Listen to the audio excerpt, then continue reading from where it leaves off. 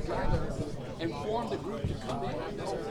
And so they're now telling everybody else. He holds guys accountable, but also his work ethic is unmatched, and he does a tremendous job of getting out there and doing extra. So I think Mike is the epitome of what we're trying to build here, and I think that he's going to take those guys under his wing, those young guys, and kind of show them the way.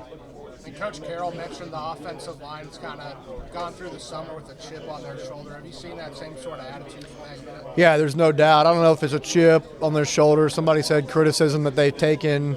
I don't know what it is. You know, we went back and studied last year, and I think we had 30-some-odd sacks, and a lot of them we attributed to either a quarterback not getting the ball out of his hand, running back messing up the pass pro. So a lot of people, it's easy to blame the big guys up front that doesn't get any notoriety and that don't get any love from the media. You know, it's easy to do that, but I have seen those guys. They're different, and they are the closest group by far that we have on the team. They have each other's back. They're truly a band of brothers. They play for the guy next to them. They don't just talk about that. They really, truly believe that. And you've seen those guys really grow as a unit. By far the closest group on our team. And I think they're the hungriest. I've heard that they work. You know, when the time's done to go home, they're still out there working for 30 minutes to an hour afterwards. So I think those guys, you know, whether they have a chip on their shoulder or not, I think they're ready to go this fall. At media days, Coach Morris talked about Hammers and how his attitude was different. I mean, at one point we thought he's gone, then he's back, and I mean that just adds another explosive guy in your offense. What have you seen from him since that resolved? Yeah, I think it was a big wake-up call for TJ. You know, it's easy to come to an SEC school and get complacent. You know, we give guys a lot of gear. We give guys a lot of things that it's easy to take for granted. And I think that, you know, when something of that nature happens to a guy, whether it's TJ or whoever, I think it's a big wake-up call that you have it pretty good here, and we have to do a lot of things to earn those things that we give you. But I think he got it really good here, and I think it was a big wake-up call for TJ, and I'm excited to have him back. Like you said, he's an electric player. He's one of the fastest guys we have on the team, and hopefully he's really grown through all this and can come in and be what we think he can be. You guys could have kind of gone softball a little bit on Hicks in that spring game and took the opposite approach. There was heavy blitzing. I mean, he was running for his life for a while, but he did adjust finally. Yeah. Talk about that decision, because a lot of fans looked at that and went, oh, no, he's not the answer. I don't think they understood what you were doing out there, but, I mean, you really put some heat on him. Well, I mean, we really limited what we were doing in the spring game. So if you want to, you know, judge a guy off what we did in the spring game, so be it. But when you don't have your whole offense in and you really try not to show a lot on national TV in your spring game, you know, it can be tough at times, especially when Coach Chavis is, you know, bringing some different things to put a little pressure on you. So, again, we've come a long way since then and added a lot of pieces to the puzzle, and it's going to be fun to watch those guys this fall. Do you like the way he scrapped and kind of got right there at the end of the half, kind of got it going?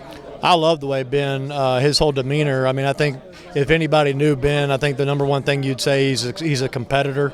He hates to lose. I'm talking about hates to lose. And I think he's a tough kid. If he is the starter come day one in Portland State, you'll see him in the huddle pregame, headbutting all the offensive linemen, making sure they're ready to go, because he wants to win and he wants to do it. And whatever it takes to win, he's going to work his butt off to do that. So I think Nick's the same way.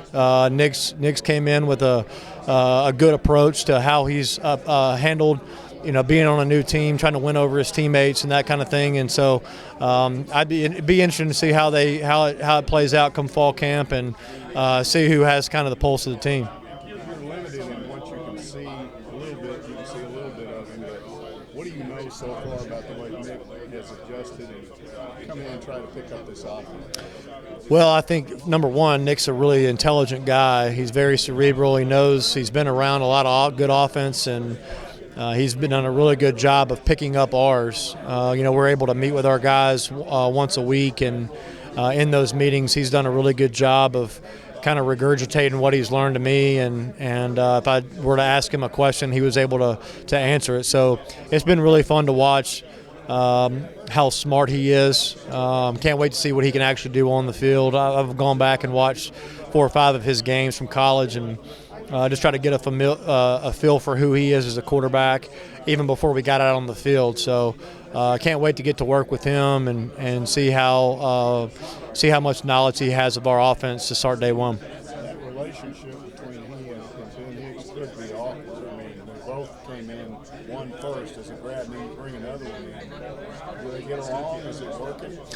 I tell you what, I was very emotionally proud, if that makes sense. I was very, very proud of how those guys helped each other when it came to getting through the Navy SEAL training that we did. We put both guys in a position to lead, and when you're the leader of the team, you have to have great teammates. And I think both of those guys, when it was the other person's time to lead, I think both of those guys were great teammates.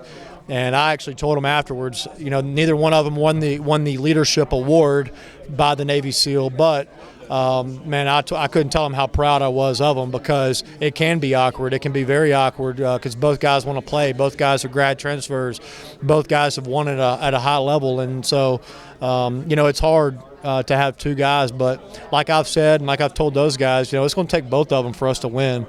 Whoever the starter is, it's going to be just as important that the other guy has his back, and vice versa. And so whoever it is, I'm going to feel very confident if it's one of those 2 guys out on the field to start the first game that they'll both have each other's back. Have you come up with a plan on how you're going to divide up reps at the start of fall camp and everything like that? It's going to be similar to last year? I think it'll be a lot different than last year, honestly. Coach Morris has put a great plan together for us, and it's going to be a little bit more challenging on the coaches, but we're actually going to have kind of split fields, and we'll rotate that as we go. But again, where we're at in our program with a lot of young guys that we have, we can't afford not to get a guy reps. So we're actually going to take the 1s and the 3s on one field and the 2s and the 4s on another field, and making sure everybody's trying to get an equal amount of reps to build that depth and to get some young guys ready, and to also obviously give those quarterbacks a lot of reps. And the challenge, I think, to that is making sure that Ben doesn't get used to Mike Woods. Sorry about that. Doesn't get used to Mike Woods and Nick get used to Trey, or vice versa. I think we have to do a good job as coaches of mixing and matching to where those quarterbacks get familiar with all those receivers, depending on what field they may be on. Chad said in Hoover that he hopes to name a starting quarterback sooner rather than later. I mean, how important is it to have that guy, maybe a couple of weeks going into the season? I think it's very important, that you can solidify a guy early and the whole team can rally around him,